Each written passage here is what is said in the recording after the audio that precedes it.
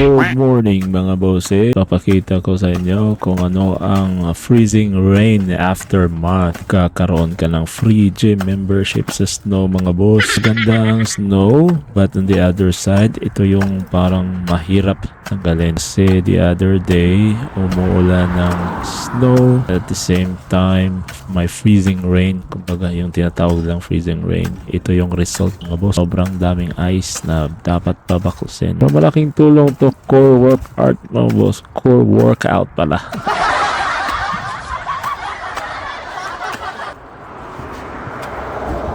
And of course, hindi pa patalo si Papi natin dyan mga boss. Exercise din niya dyan. Core workout. Dito napakapag-decide kami na bilisan mga boss kasi papasok pa tayo. Kaya salamat sa pag-watch ng video mga boss. Huwag kalimutan ng kasabihang Canada pa more! Let's go! Kita kits!